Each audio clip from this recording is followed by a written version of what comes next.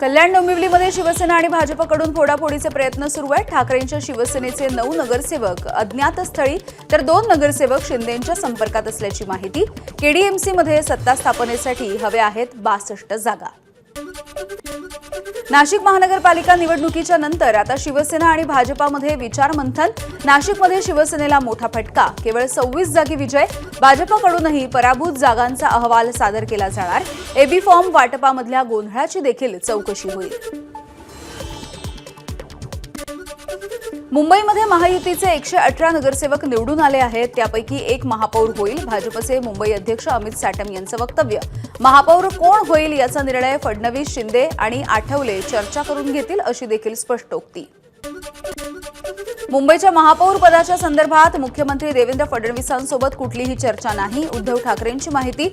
उद्धव ठाकरेंचे नगरसेवक गैरहजर राहून भाजपसाठी सोयीस्कर भूमिका घेणार असल्याची चर्चा होतीये। भिवंडी महानगरपालिकेमध्ये महापौर बसवण्यासाठी काँग्रेसच्या हालचाली देखील सुरू झाल्यात। काँग्रेसने शरद पवार यांच्या राष्ट्रवादीला संपर्क केल्याची माहिती आहे। दुसरीकडे सत्ता स्थापनेसाठी भाजपकडून देखील प्रयत्न सुरू आहेत। महानगरपालिका निवडणुकीच्या नंतर मनसेची जिल्हा परिषदेसाठी तयारी। शिवतीर्थावरती मनसेच्या दिलीप धोत्रे यांना छत्रपती संभाजीनगर, परभणी, लातूर, सोलापूर आणि धाराशिव या 5 जिल्ह्यांसाठी एबी फॉर्म देण्यात आले। भिवंडीमध्ये माजी महापौर विलास पाटील यांच्या बंगल्यावरती दगडफेक। आमदार महेश चौगुले यांच्या समर्थकांनी दगडफेक केल्याचा आरोप आहे। दगडफेकीच्या नंतर विलास पाटील यांच्याकडून छत्रपती शिवाजी महाराज चौकामध्ये आंदोलन। दोन्ही गटामध्ये जोरदार राडा, पोलिसांकडून लाठीचार्ज।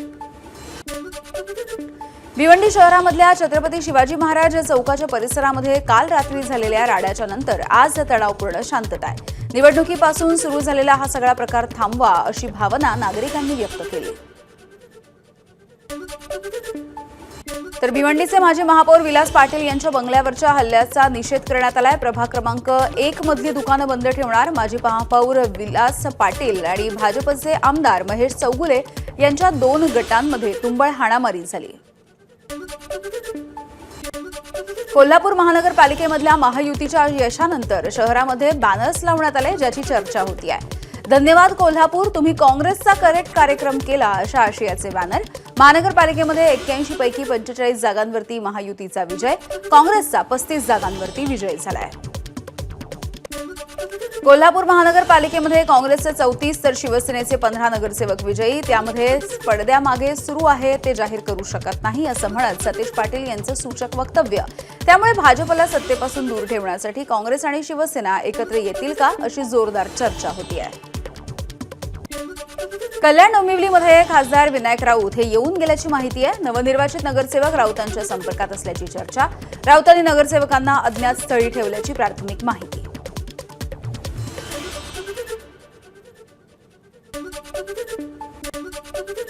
ठाण्यामधल्या जांभळे नाका परिसरामध्ये बॅनरबाजी करत भाजपकडून शिवसेनेला डिवचण्याचा प्रयत्न।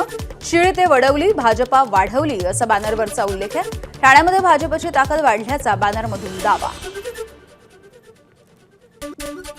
मुंबईमधल्या सुशिक्षित आणि उच्चभ्रू मतदारांची नोटाला पसंती। कुलाबा प्रभागामध्ये नोटाला सर्वाधिक मतदान, तर शिवाजीनगर, मानखुर्द, गोवंडी, कुर्ला पश्चिम यासारख्या मागास भागामध्ये नोटाला सगळ्यात कमी मतदान झालंय।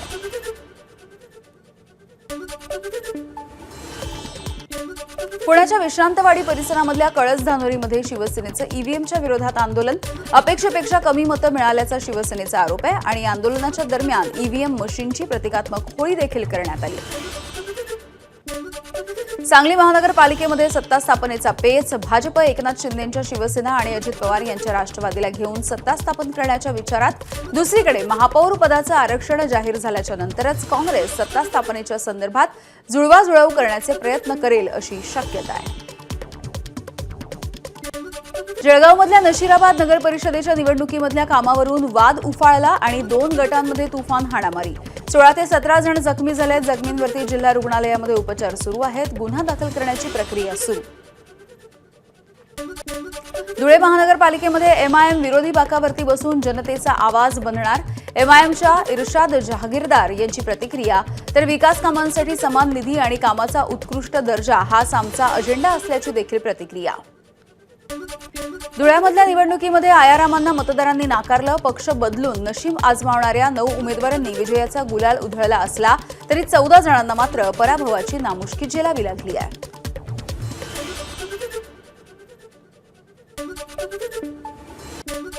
धुळे महानगरपालिकेच्या निवडणुकीनंतर स्वीकृत नगरसेवकांच्या पदासाठी इच्छुकांकडून फिल्डिंग लावायला सुरुवात झाली आहे. धुळे पालिकेमध्ये भाजपची एक हाती सत्ता आहे. महापौर पदाच्या आरक्षण सोडतीकडे सगळ्यांचं लक्ष आहे.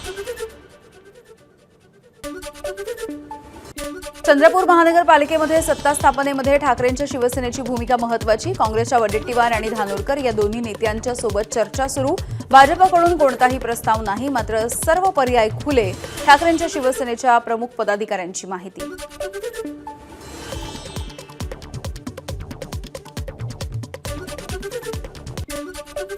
जो आमचा महापौर करेल आम्ही त्याच्यासोबत जायला तयार आहोत. चंद्रपूरमधील ठाकरेंच्या शिवसेनेचे जिल्हाध्यक्ष संदीप गिऱ्हे यांचं भाजपच्या सोबत जाण्याचे स्पष्ट संकेत. वेळ पडली तर भाजप विरोधी पक्षामध्ये बसेल, मात्र ठाकरेंच्या शिवसेनेला महापौर पद देणार नाही. भाजपचे नेते सुधीर मुनगंटीवार यांच्याकडून चंद्रपूरमधल्या ठाकरेंच्या शिवसेनेच्या महापौर पदाच्या मागणीवरती भूमिका स्पष्ट.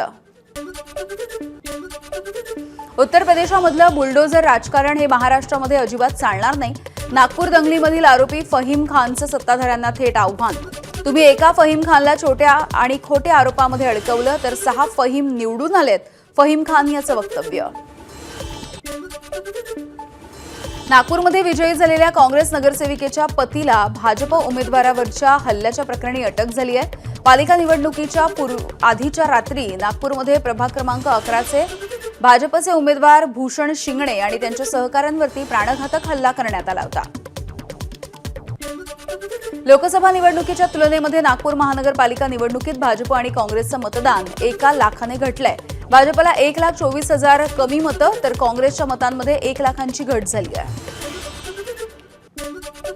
अमरावतीमधल्या भाजपच्या पराभूत उमेदवारांनी नवनीत राणांची मुख्यमंत्री फडणवीसांकडे तक्रार केली होती. यानंतर आता या नगरसेवकांनी घुमजाव करत नवनीत राणा यांच्या समर्थनार्थ एक व्हिडिओ पोस्ट केलाय. अमरावतीमध्ये चंद्रशेखर बावनकुळे यांचे निकटवर्तीय ऋषिकेश देशमुख प्रभाग क्रमांक 2 मधून विजयी झाले.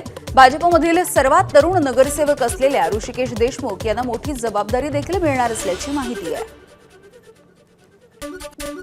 परभणीमध्ये ठाकरेंच्या शिवसेनेच्या उमेदवाराचा अवघ्या 1 मतानं विजय झालाय. प्रभाग क्रमांक 1 मधून व्यंकट डहाळे हे 1 मताने विजयी झाले.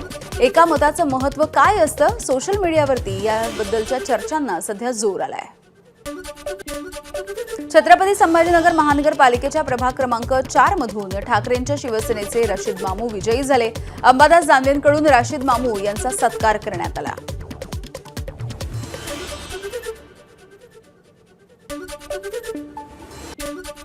छत्रपती संभाजीनगरमध्ये मैफिलीत एमआयएमचे नेते इम्तियाज जलील यांच्यासह नगरसेवकांवरती पैशांची उधळण.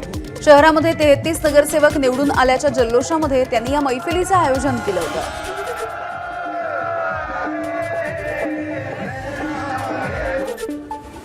नगर परिषदेच्या निवडणुकीमधील पिछेहाट झाल्याच्या नंतर दापोलीमध्ये भाजपची सावध भूमिका. दापोली विधानसभा मतदारसंघामध्ये जिल्हा परिषद पंचायत समितीच्या निवडणुका भाजप स्वतंत्रपणे लढणार. तालुकाध्यक्ष ऋषिकेश मोरे यांची माहिती. कोल्हापूर जिल्हा परिषद पंचायत समिती निवडणुकीसाठी मंत्री चंद्रकांत पाटील यांच्याकडून मित्रपक्षांची जुळवाजुळव. राजश्री शाहू आघाडीनं महायुतीच्या सोबत लढावं यासाठी चंद्रकांत पाटील यांनी आमदार यड्रावकर यांची भेट घेतली आहे. जिल्हा परिषद निवडणुकीमध्ये धाराशिवमध्ये शिवसेनेमध्ये अंतर्गत गटबाजी. शिवसेनेमधल्या गद्दारांचा एक गट भाजप आमदारांच्या खिशात. माजी मंत्री तानाजी सावंत यांचं वक्तव्य. भाजप आमदार राणा जगजितसिंह पाटील यांच्या विरोधामध्ये तानाजी सावंत आक्रमक झाले. जिल्हा परिषद आणि पंचायत समिती निवडणुकीसाठी उमेदवारी अर्ज दाखल करण्याचे शेवटचे 3 दिवस बाकी आहेत. मात्र धाराशिवमध्ये अजूनही महायुती आणि महाविकास आघाडीमध्ये जागा वाटपावरून संभ्रम आहे. आतापर्यंत 1075 उमेदवारांनी अर्ज खरेदी केले आहेत. महानगरपालिकेमधल्या यशानंतर सोलापूरमध्ये भाजप जिल्हा परिषदेची निवडणूक स्वबळावरती लढवण्याची तयारी करत आहे. भाजप कार्यालयामध्ये 3 दिवसांपासून इच्छुकांच्या मुलाखती सुरू आहेत. भाजपकडून जिल्हा परिषदेच्या 68 आणि पंचायत समितीच्या 136 जागांसाठी मुलाखती. सोलापूर महानगरपालिका निवडणुकीच्या नंतर जिल्हा परिषद निवडणुकीतही भाजप आमदार सुभाष देशमुख नाराज असल्याची चर्चा आहे. जिल्हा परिषदेसाठी भाजप उमेदवारांच्या मुलाखतींना ते गैरहजर राहिले. तर यश पचवता यायला हवं, विजयाचा उन्माद नसावा, भाजपच्या विजयावरती त्यांनी प्रतिक्रिया देखील दिली आहे. एबीपी माझा, उघडा डोळे बघा नीट.